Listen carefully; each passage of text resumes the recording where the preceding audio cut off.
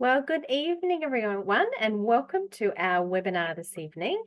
So glad you guys could make it, and thank you for giving up the time to come and join us. So the topic this evening is financial freedom. Don't we all love that? And it's about building wealth for future success. And we've got lots to go through tonight, so I will get us started. Just a minute, I've got to move something to get us started.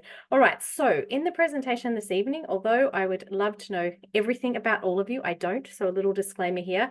This presentation is for information purposes only, and the content of the presentation is not tailored financial advice for you. So just take that into account, but it is great information. So a little bit about me to get started. So my name's Kristin Sutherland. I am a financial advisor and strategist at Enable Me. I've actually been investing for 27 years. A bit scary when I say it like that.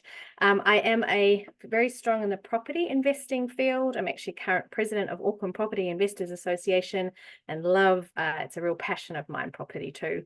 I did complete an MBA over in London. That gives me a good broad background too, not just in the financial space, but in different areas as well. I actually trained as a healthcare professional, and I also really love the area of retirement. So I'm a retirement educator as well, so love that space. So quite apparently I don't fit in the box very well for lots of people, but yeah, really broad range of skills. So let's talk about what we will cover tonight. So tonight we're going to cover why you would want to grow wealth. Now, clearly, I guess you do because you're here and you're listening to me tonight and giving up your evening to do that. So we'll look at why. We'll talk about some of those common wealth misconceptions. We'll try and understand a little bit about your timeline. You'll try and understand it from the information I can give you. We'll look at creating a personalized wealth plan. And that's for you personally, and that's the best way that we can grow wealth is get that personalized advice, not just listen to everything on social media or something like that, or what our family says. I'll look at your options in terms of we've got a balance when we're doing investment, this risk and reward. So we'll look at what those look like and then talk a little bit about adjusting your plan for your individual goals, because really financial advice is very tailored to your individual situation. At the end, I'll wrap up with some key takeaways, and we will do a question and answer session at the end, assuming we have time for that. Hopefully we do, and trying to address some of your questions specifically. Now, let's have a look at what you guys currently invest in. So I'm really interested because this will help me sort of tailor what I'm talking about tonight. So what do you currently invest in? Are you, do you just have New Zealand Super? Have you got KiwiSaver? Investment property shares? If you can tick that and be part of the poll, it gives me a good idea and direction as to just the audience we've got here tonight and helps me to tailor that. So tick them. If it's none at all, no problems. Excellent that you're here to join us this evening. So we'll give people a little bit of time to fill in the poll. It's always interesting to know.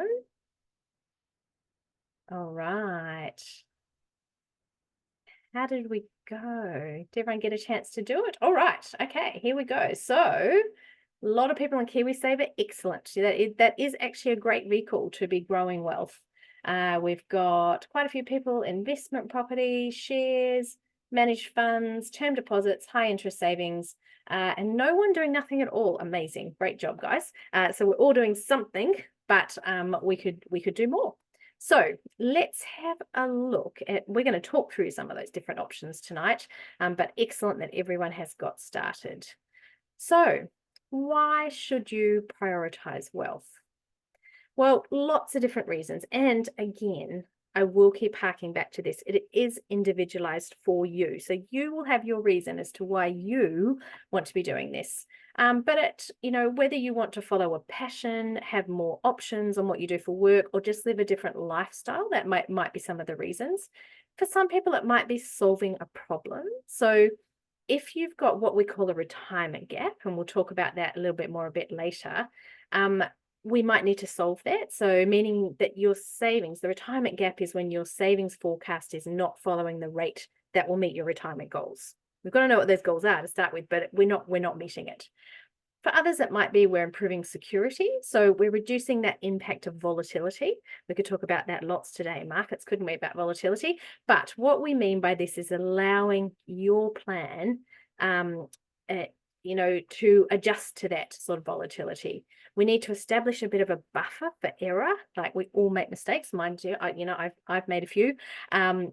We have things that come along that aren't planned for. None of us could have planned for COVID or that spike of inflation that followed, or geopolitical conflicts restricting the flow of goods, or any of those things that have happened the last few years.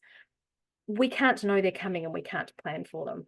None of us could have planned for the GFC unless we were one of those few experts following, the human behavior of the housing bubble. Maybe we would have known that. Things like Cyclone Gabriel. There's so many left field events that get thrown at us. We need to plan for there to be those left field events. So we don't have to plan for what they are, but we have to build buffers. So that's another reason we prioritize wealth. For some people, it's to help kids and leave a legacy. For others, maybe it's just to be ambitious. Like, I don't know your personal situations, but maybe actually you are all set for retirement. You're mortgage free, but like an athlete, you're going for a world record and you want to push the boundaries beyond what you thought was possible. So, there can be all sorts of reasons why you need to be planning and prioritizing wealth. So, the thing we said we'd talk about next is actually debunking these wealth misconceptions.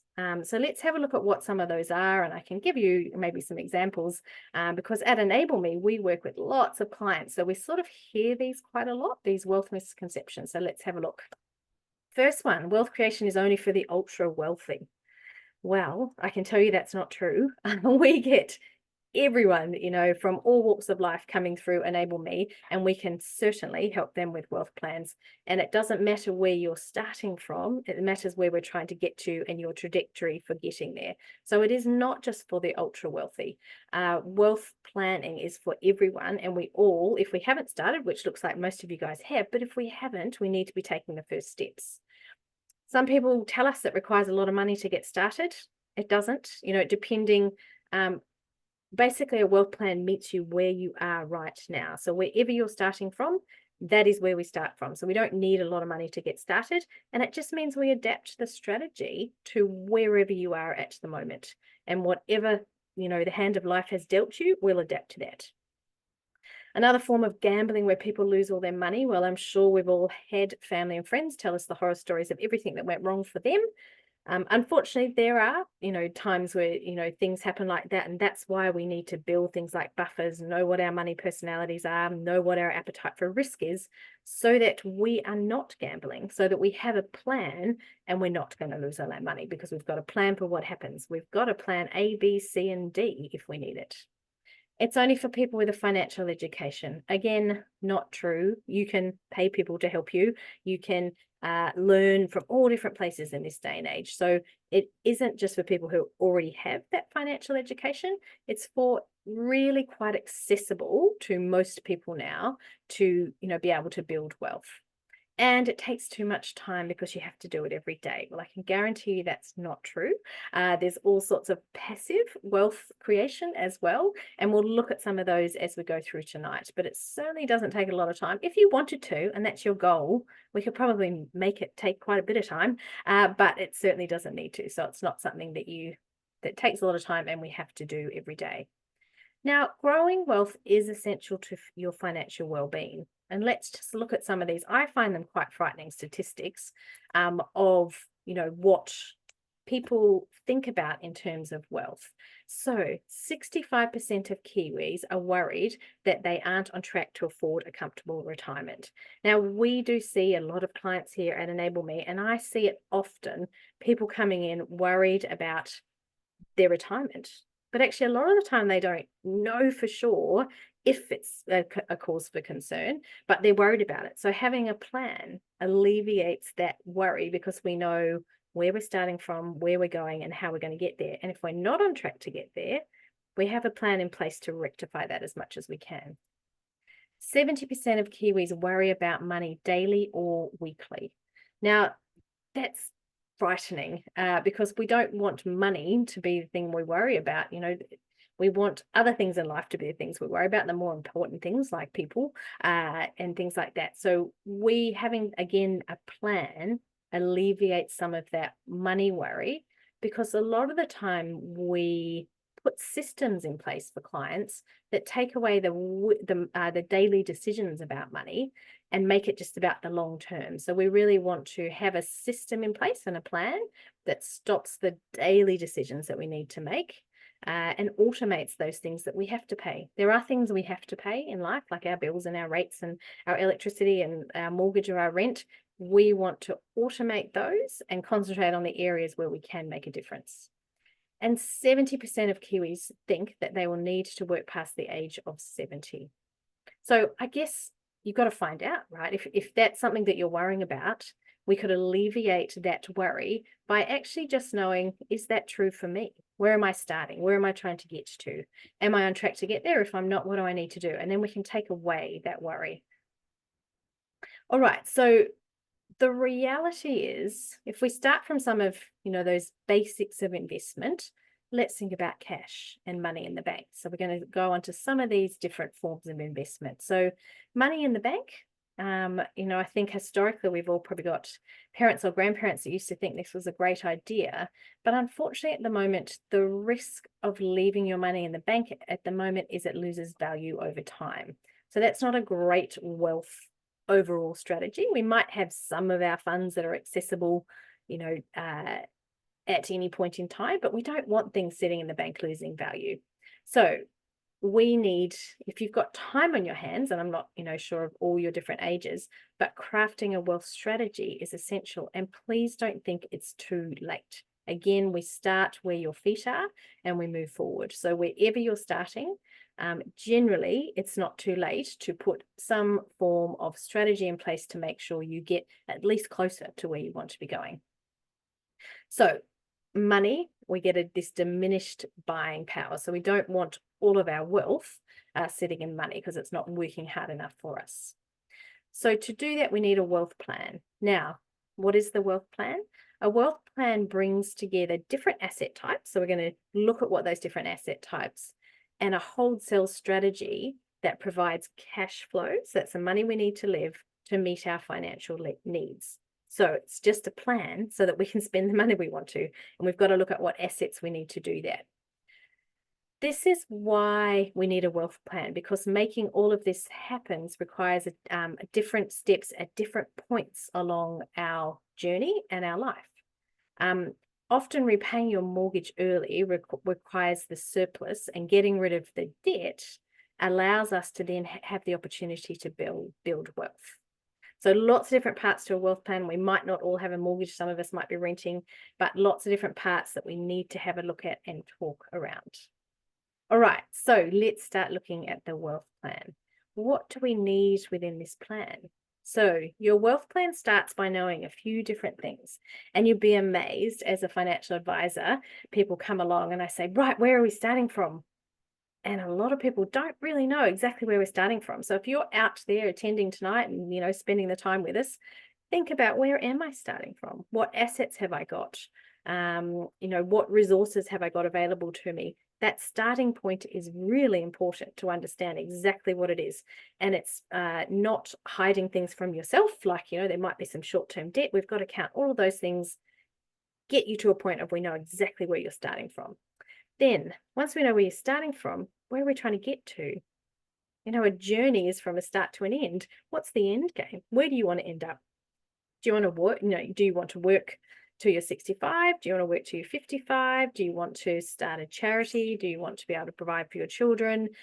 Is it that you have to support families? So we need to, put that in. So we need to know the end game of where we're heading to, otherwise we can never get there. And then how long you have. So as I said, don't ever think it's too late because there is always something that we can do to improve where you're going to end up. The other thing, especially as a financial coach, the thing that we really take into account is your behavioral tendencies. So not everyone can be sort of, I guess, coached the same way in terms of this financial plan. There might be a few rebels out there. If we tell a rebel sort of personality, this is what you have to do, they'll rebel and they won't do it. So it's really important for you to understand yourself as well, and anyone who's working with you to understand what are your behavioral tendencies. Where have they come from? Often around money, it's come from family and some experiences that we've had. So we look at that and we take that into account. And then, of course, the hand you've been dealt. We're not all dealt the same hand, and it's not all great. Like, we can have some pretty bad hands, but we just have to take that into consideration and move from there. We're starting from where our feet are. All right, so your starting point. Some of the things that we look at when we're working with clients is their cash flow management. So how are they handling money? What are they, day in, day out? What's it doing? What's their bank account structure look like? Do they have short-term debt? That flow of money is really important. We learn a lot about people actually from that flow and what people do with it. So cash flow management, really important. And then we put structures in place, and you can do this yourself as well. Potentially is put some more structure around that cash flow management. So, do you limit the amount that you can spend on food, or is it just whatever, you go to the supermarket 5 times a week and whatever it takes, or do you have some cash flow management around that?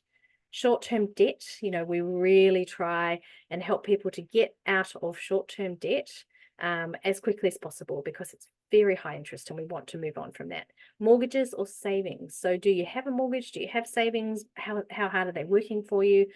That really determines the trajectory that we can go from where we start. What are your goals and timeframes? Now that's different for everyone. So what I'm trying to achieve will be very different from what you're trying to achieve. And the time frame that I've got to do it again will be different from yours. So figuring out for yourself as well, maybe what is the big goal? What do you want to do? Like, do you want to be tracking the Himalayas? Do you just want to be able to spend time with the partner or family and not have to worry about money? What's the big goal for you? So the really big goal.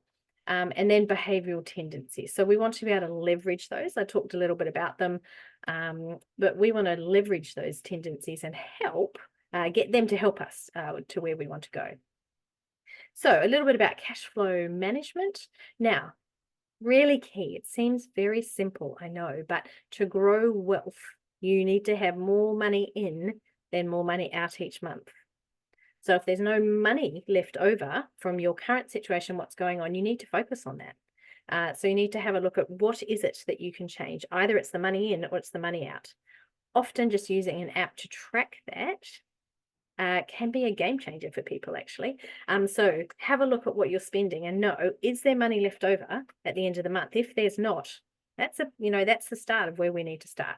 So we need to either improve one, income or expenses.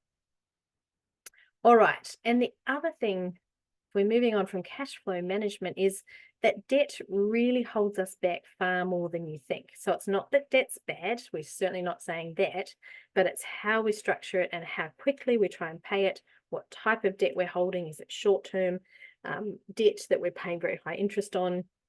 Lots of ways that we can often help people to restructure debt to make it more affordable so that they can, move on to the next stage for them.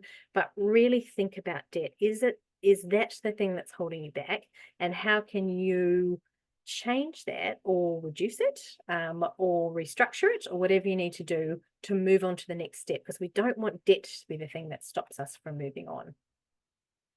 Okay, and on debt, now mortgage reduction is very important. So for those of you out there who have a mortgage, having a plan in place to pay that mortgage off faster really does open future wealth creation opportunities for us. So I know the banks often put us on a 25 or 30-year term, and that might be what we need to do in the beginning. Like if we're going to our first home and that's all we can afford in terms of repayments, then that might be the appropriate structure for the beginning. But generally for people long term, we want to be able to pay that mortgage off a lot faster than 25 or 30 years.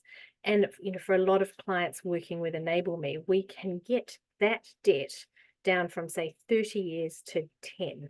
I know it sounds crazy, but, I've worked with many clients who, we've done that for, and that just opens up more opportunities. So the quicker we can get the mortgage down, and that's not by paying more on their mortgage, it's by how they're structuring it and being very aware of their money in and money out, and then where that's flowing through to get us savings to make sure that this mortgage is paid as quickly as we can. So if you've got a mortgage, that's a really big one to think about. We need to pay it off in the right way as quickly as we can to open up wealth opportunities.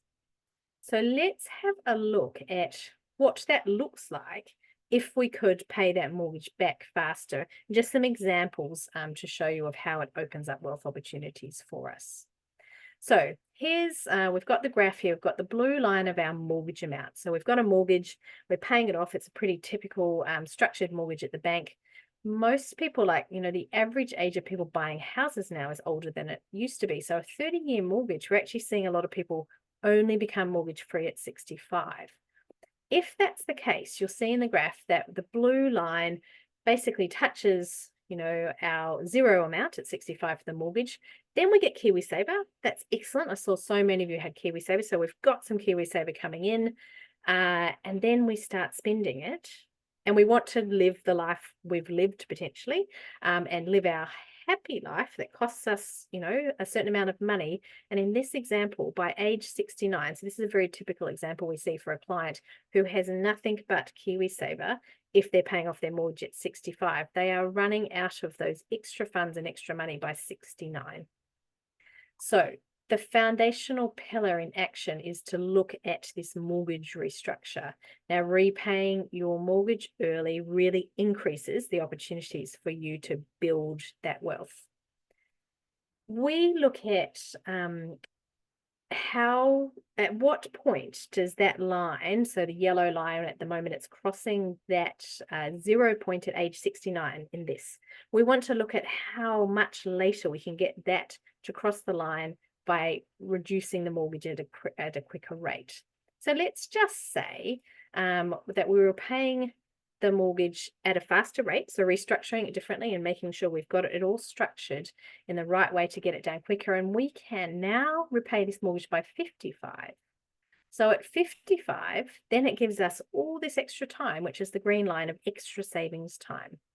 So we can build up now a much bigger nest egg, and we invest that in different type of assets if you want to. So it might be managed funds, we might be doing a mixture of all sorts of different assets at that point, but we're actually saving and giving us a big nest egg. So you'll see then in this scenario, this gets us to age 80 before we actually run out of money and cross that line to zero. So really important, the more time we can get you to be saving, and if it's not a mortgage that you're paying down, then, just the more time we can have you saving, the more money we'll have in that nest egg and the longer it's going to last. And in the final example here, we've got actually getting mortgage free and then having a wealth strategy after retirement. So wealth strategies don't just end at retirement. It's actually the time where you need to adjust your strategy, but still have one, so you can manage the wealth and the investments that you have so that they can stretch even further. So we need to learn about or go and get someone to help us with things like managed funds and what sort of return we're going to get on those. So you can see here how the red line now indicates how you can take the wealth you've accumulated and then start decumulating it to fund, a very comfortable later life. So in this scenario, now we've got a wealth management strategy that we've continued on through, not ended at retirement, and it's got us to age 90. Now that's our goal when we're working with clients, that we want to get them to age 90 without running out of money. So lots of different areas there to focus on. But the main point of this is the earlier we can get rid of this debt or the mortgage, the more time we've got to build wealth. Okay, let's move on from that, because some of you might not like graphs, so we'll move on to something else. And let's look at goal setting and planning. So really important as part of the wealth strategy, and we talked about at the beginning, of where are you going? Unless we know where we're going, we're never going to get there. So we need to set those goals. We need to know how much, how long you'll need, and your tolerance to risk. And then we overlay that to get the best approach for you. But we also need to consider, and we talked around this, your natural tendencies to set a goal that's exciting enough to keep you motivated. Now, we work with clients all the time that need different goals and different ways of being energized. So let's talk around the different sort of tendencies and money personalities that we see from different clients. Okay, money personalities. Here at Enable, we've identified 3 loose money personalities. They are the shopper. Think about who you are as I go through this. The saver or the plodder. So have a think about where you might sit. And this is how you're energized by money. So if you're energized, by having money in the bank, then maybe you're the saver. If you're energized by spending money and you can't stand it sitting in the bank, you'll probably be the shopper. And if you're a little bit in between, then we call you the plodder. Not the best name, I know, but you can be energized either way. Let's talk a little bit about these different ones. So the shopper, they tend to love to spend. They often seek out the latest trends, much like celebrities who thrive on being in the spotlight. They're the life of the party, and they sometimes let their finances slip. So shoppers, have a think about if that's you. Now the savers are cautious, and they're very cautious, and they're focused on building their nest egg. They prefer to secure their investment rather than splurge on immediate gratification. So if that resonates with you, then you're probably in that saver category. And the plotters, they're often floating in between and sometimes a little bit aimless. So we really have to adapt your wealth strategy to where you are. Now, shoppers, I find with clients that I work with that enable me, that shoppers really need a big, attractive goal that's really exciting to them to save. Otherwise, they won't. But actually, when they get that goal, if it's important enough to them, they save really well. Like they can actually outsave the savers, but they need it really targeted to them. Now, savers, if that's you, you need to also learn how to spend and feel okay about that. So it has to be part of the plan. You've got to give yourself permission to do it within the structured planning, knowing that you're going to be okay to get to your end goal, but still save. So really important for savers to have dream goals as well that makes life happy. Because otherwise, why are we saving? And the plotters, well, you can sort of be pulled either way. So you just need to know what your goal is, and then are you on track to get there? Now, after we look at money personality for people, we're looking at their approach to risk, because that's really important about what type of wealth creation you're going to do. So your approach to risk plays a huge role in shaping your financial journey. Just like your money personality, your risk tolerance is key to how you're going to approach financial decisions. So it's really important. Whether you're cautious, bold, or optimistic, understanding your risk profile helps craft a plan that's suited to you. And the key is to finding the balance. So taking enough risk to grow, but not so much that we're constantly worried or stuck. So we've got 3 different categories here that we often put people into. The safety warden, now they're slow and steady. They won't take unnecessary risks, but they often miss out on growth opportunities. So financial success might require taking a step out of that comfort zone, if you're one of these, to make the gains you need. And again, it depends where you start. But the safety warden, we often have to stretch a little bit to get where they need to go. The adventurer, now you can be high risk, high reward, nothing ventured, nothing gained sort of personalities. So whether it's an entrepreneur seeking advice from a seasoned investor or an athlete relying on a coach, you still need that if you're an adventurer. So they need experts to help guide them to ensure that the risks they take are well calculated and not reckless. So if you're an adventurer, just think about having a coach to help you get to where you want to go, to be the best. You look at the best in the world, they've always got a coach. All right, and then there's the dreamer. So they're often hoping for the best, but not taking the actions. This can leave them stuck and waiting for the universe to deliver, but they're not actually taking control. So if that resonates with you, maybe you're a dreamer. But we know that financial success requires action. So we need to actually start taking some action. So taking all that into consideration too, we ask people to identify for them how they feel about their current cash position. So do you feel like you're sinking, floating, or flying? So think about that for yourself. Are you sinking, floating, or flying? And that helps us to know potentially if you know what your money personality is as well, but how much risk we need to take to get you to flying. Because ideally, we want everyone to feel like they're flying financially. Okay, so moving on from defining our tendencies and looking at that to this retirement gap. And I know we talk a lot about retirement, and it is a wealth plan we're talking about, but ultimately that's where we all end up, right, in this retirement. So what is that gap? And I identified it before of at 90, how much money do we need to not run out of money at that point? So we will do lifetime cash flows for clients and look at what's the gap between where you are now and where you want to be. Now, if that retirement gap is over 300,000, then you're likely going to need to leverage it to bridge the gap. So that just feeds into the wealth plan of what you need. So over 300,000, just think in your mind, if that's what you identify for yourself, you're probably going to need leverage, and leverage is just borrowing. So what can we borrow for to leverage it? And it's generally property. So thinking for yourself, go back and think, if I've got this retirement gap, what do I need to do? Now, saying that, your wealth plan should also be dynamic. So we don't have to settle on just one approach. In fact, it's best really to choose a mixture of investment options. And that's what diversification is. So there's always big words for that, but literally diversification is a mix of these different investments to reduce risk. So let's have a look at what the different options are. So what are our wealth options? They're many and varied, and we'll go into some detail on some of these, of the pros and cons of each of them, but we've got shares, we've got bonds, we've got managed funds, gold, collectibles, digital currencies, ETFs, index funds, there's so many, forestry, term deposits, property, and business. Now, each of those investments will have their own risk and return that come with them. So we have to look for you. Where are you? Where are you trying to get to? How much risk do we have to take to get there?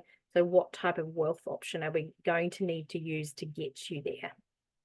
And that's a balance. So we have to always balance that risk and reward. And this graph just gives us a bit of an idea about the different asset classes and where they sit in terms of risk and reward.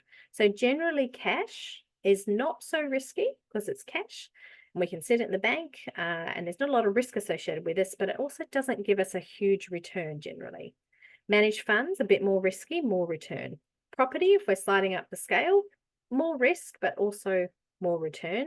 Shares, again, so we look at these and we look at average returns over a long time.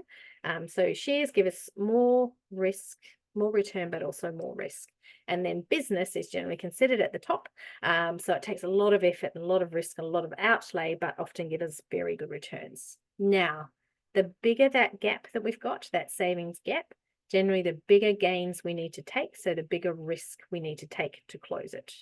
And we just need to choose that tool very carefully so that we're balancing for you risk and reward. And I always also say to clients, I also need you to sleep at night. So if we can't sleep because there's too much risk, then we shouldn't be doing it. Now, in terms of some of these things that we use to close the gap, I often get asked a question around KiwiSaver and is it worth it? So I'm just going to address that elephant in the room to start with. There's lots of different perceptions about KiwiSaver, but our view is that yes, it is worth it. And here are some of the benefits of it. It gets deducted before you see it. So we don't get to, say, I'm not going to do that this week. Your employer generally contributes to it if you're employed, and you get the free money from the government each year. So there's many benefits to having it.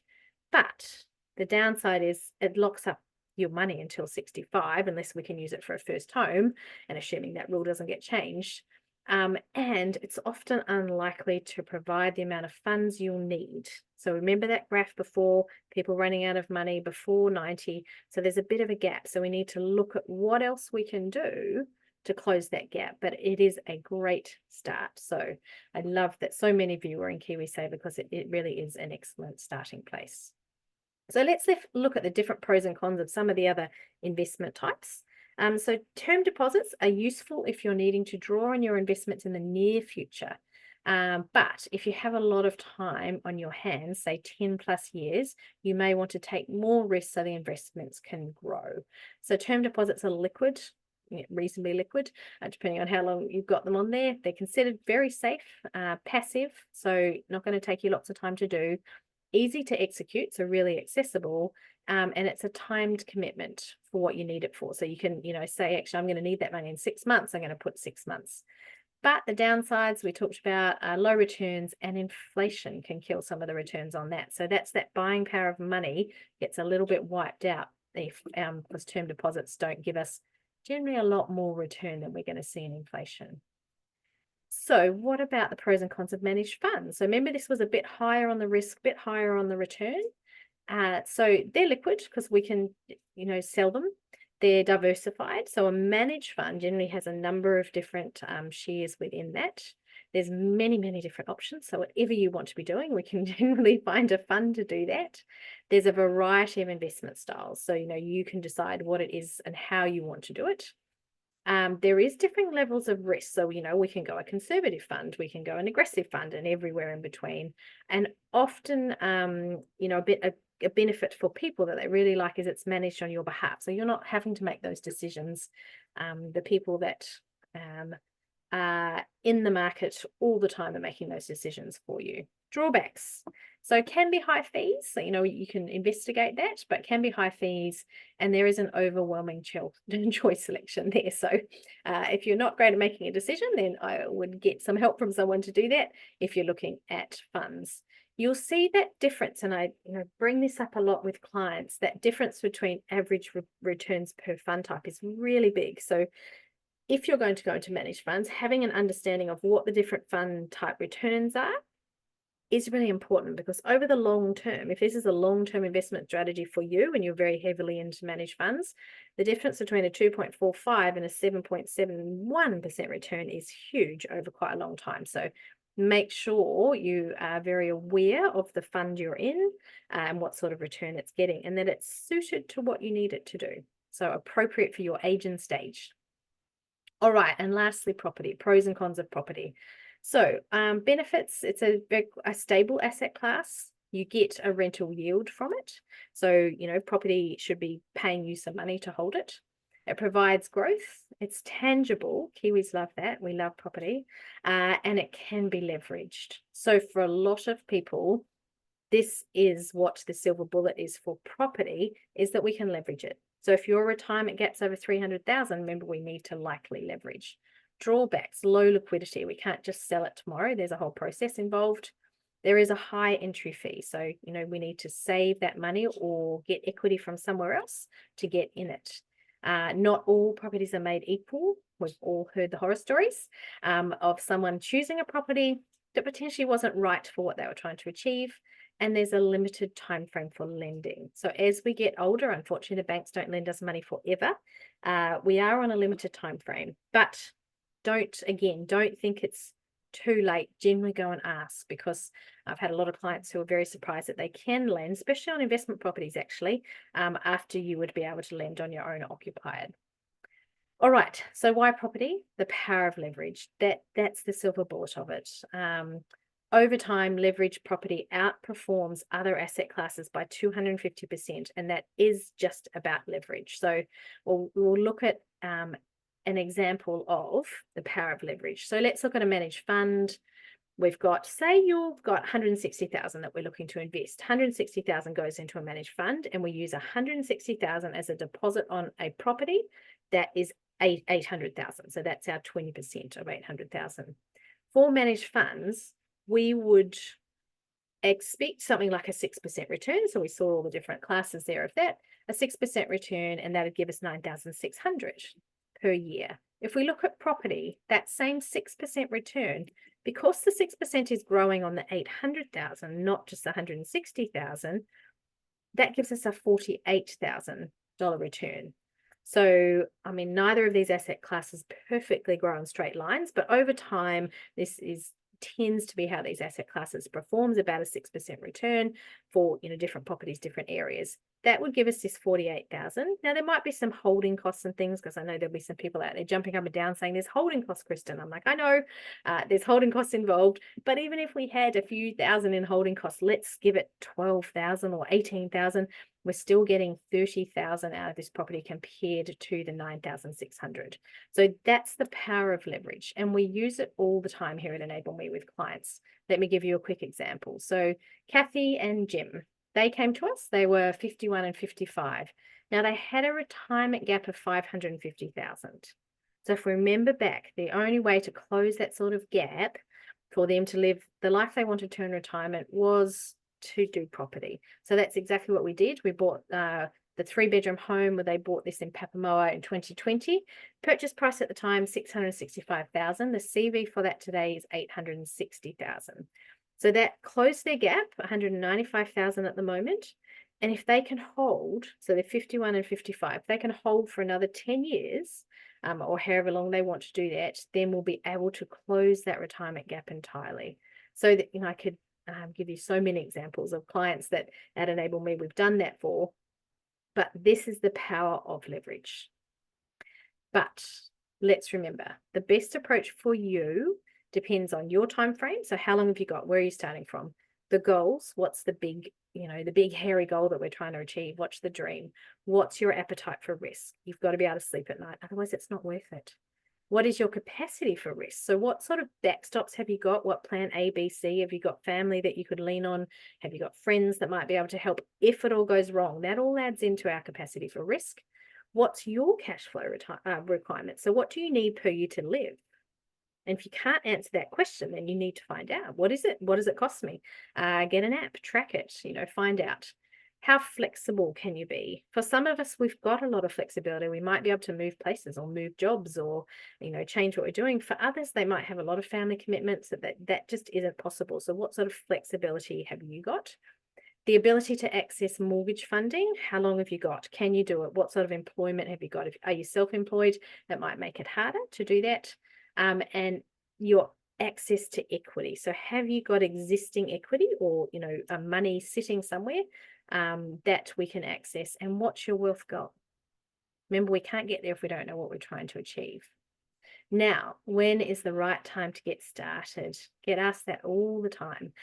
So with any investment plan, it's actually the time you spend in the market is far better than timing the market. So we don't want you to go, well, it's low now, I'm going to get in and sell when it's high on any investment class. We just want you in there for the long term. So that comes back to the earlier you start, the better. Even if it's just little small bits at any point, we want you saving, having that surplus and investing it in some way. All right, some of the common mistakes that we see in investing. So lack of diversification. So having that all eggs in one basket, that's not great when something goes wrong. It might be that the market crashes. I said I wouldn't say anything about what that might mean today and tariffs, so we won't talk around that. But, if you had everything in one asset class, that might be one lack of diversification. Not prioritizing short-term debt. Really important that we look at how much is debt costing us. Remember, it's costing us more than we think often. Waiting too long to start. So we need to make sure that we have that time in the market and we're not trying to time it. Investing everything you have without leaving an emergency buffer. Now, I was thinking about this the other day, and I'll relate a personal story just to show you that, I've certainly made mistakes along the way. So I was telling a colleague of how back in the days when I first started property investing, actually, and we were borrowing a lot of money to do that. It was in the days where you could borrow 110%. So a few years ago, but 110% of finance. So we were very, very highly leveraged. Wouldn't recommend that, but one of the mistakes that we made. And I remember calling my husband one day because I couldn't make the mortgage payment. I was a few $100s short, and I called him up and I said, "Don't have any money on you, do you?" And him saying that actually his dad had just come in for lunch and given him $200 or something. And I said, "Excellent. Can you run down to the bank and put that into the bank because now we can pay the mortgage." So investing everything without leaving an emergency buffer, wouldn't recommend. It was very stressful. So we want to be able to help you build up that buffer before you make those mistakes. And then making emotional decisions. So that might be, we see it in property a lot where you buy in the wrong neighborhood, but it's your local neighborhood because you like it. Or people who want to not sell the family home but rent it out, which sometimes might work, generally doesn't, because it's not a pure investment property. Or you focus on getting a property you like and not one that's best for the tenants and what they want. So just some of the more common investing mistakes that we see. All right, we're getting close to time. So I'm going to go back and let's look at these key takeaways. So for you, you really need to consider the problem you are trying to solve. So where are you at? Where are you trying to get?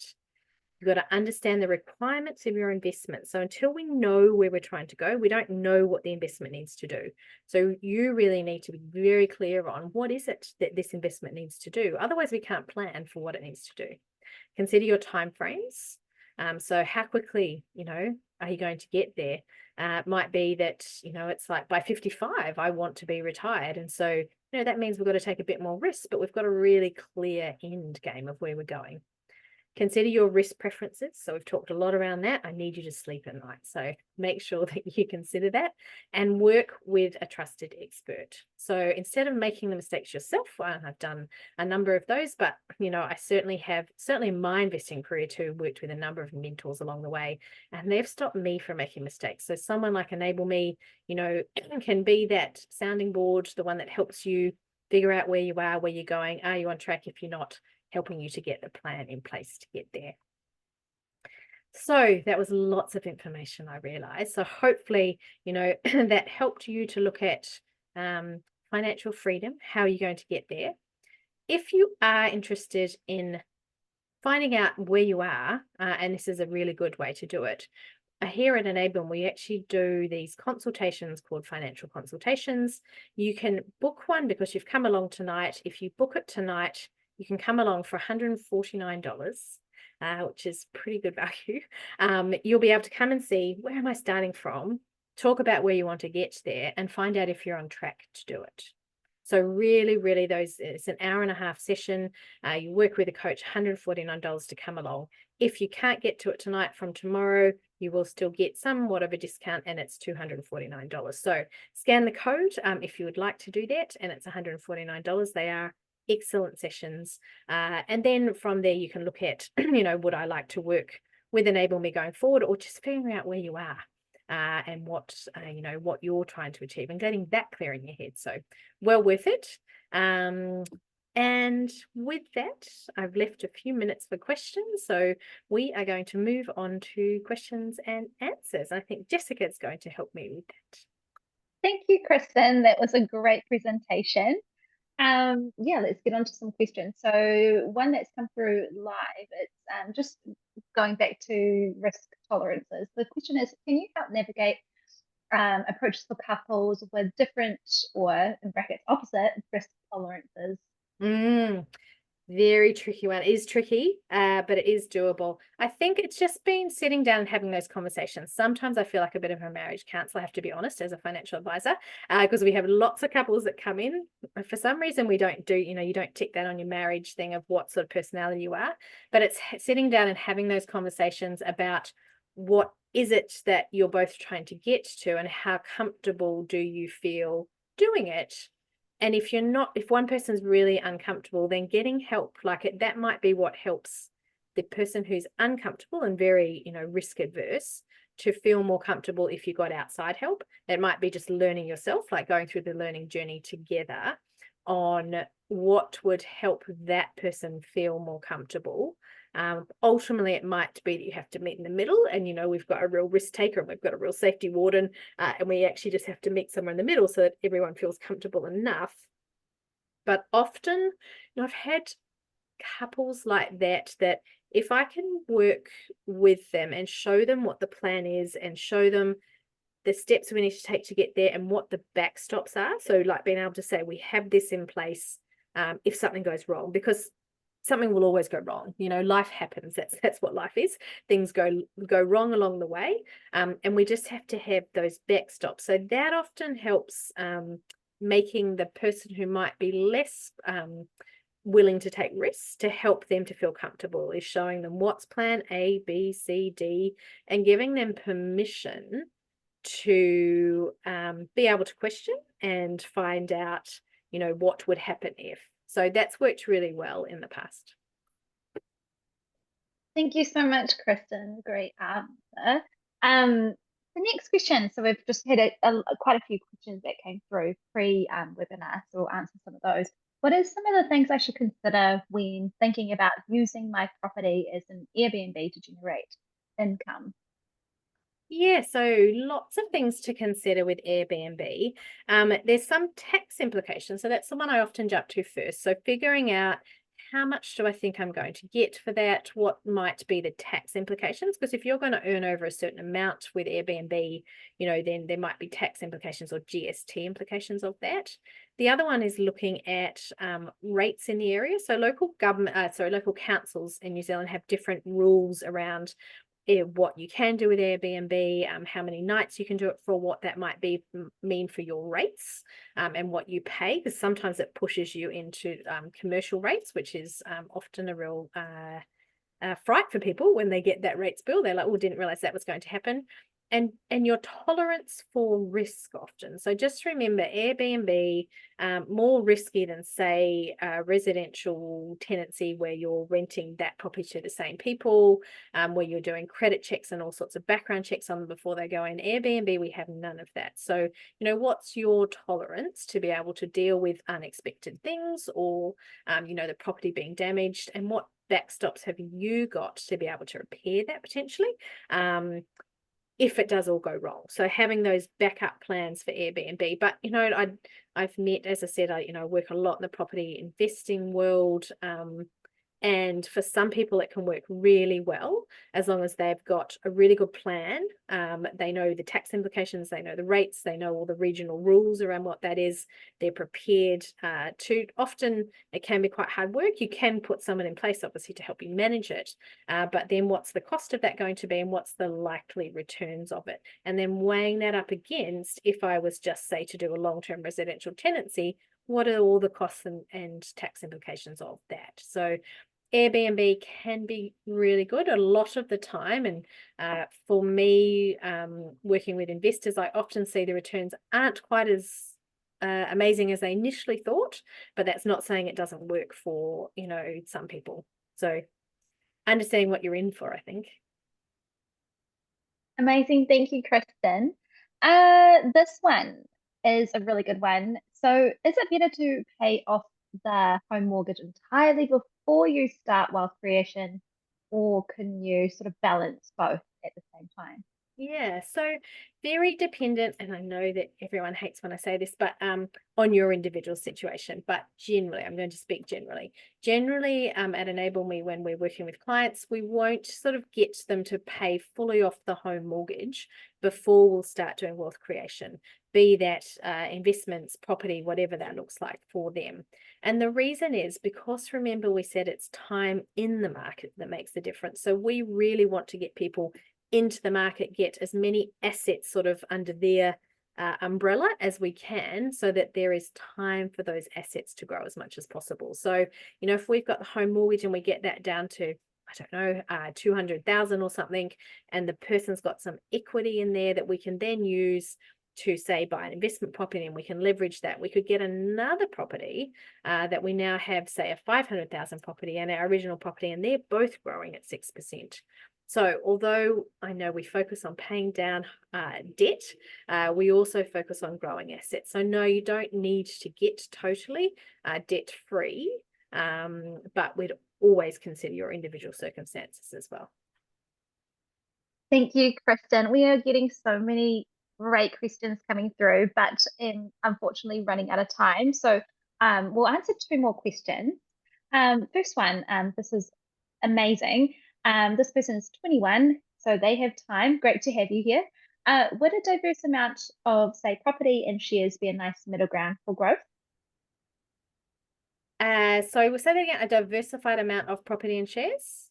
Yeah, a diverse, diversified amount between property and shares. Oh, yes. Yeah.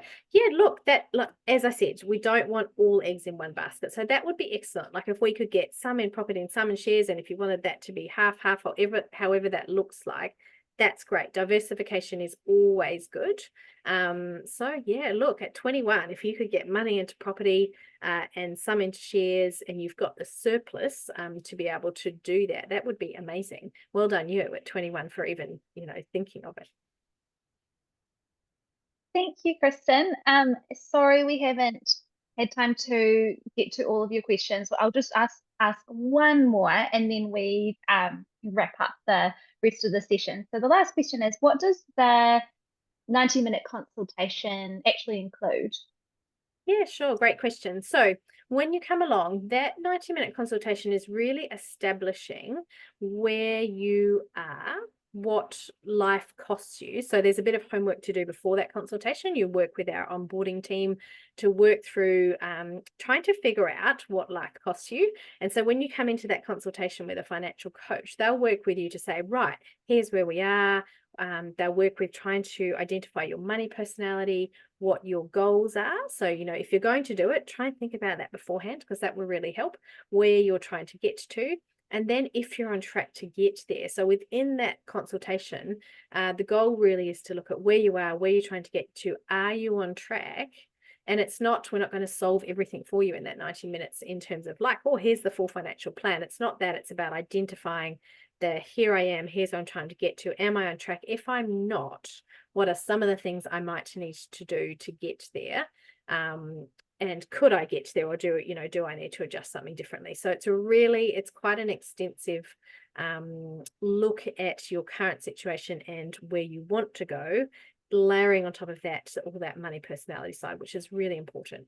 But yeah, it's an excellent 90 minutes. Thank you so much, Kristin, for your time tonight. And again, sorry that we didn't get to all of your questions. If you would like to send those through to our onboarding team, if you've got any questions about our consultation or how we work with our clients, feel free to reach out to us. Otherwise, I'll hand it back to you to round off. Thanks, Kristin. Excellent. Well, again, thank you so much for joining me. I really do appreciate the time that you've spent, because there's so many other things you could be doing, but what's more fun than this? But yeah, if you would like to know anything further and get a bit closer to that financial freedom, please feel free to reach out. Otherwise, I hope you've got just one key takeaway that you can take from this tonight that will help you on your financial journey going forward. So all the best. Thanks for joining us.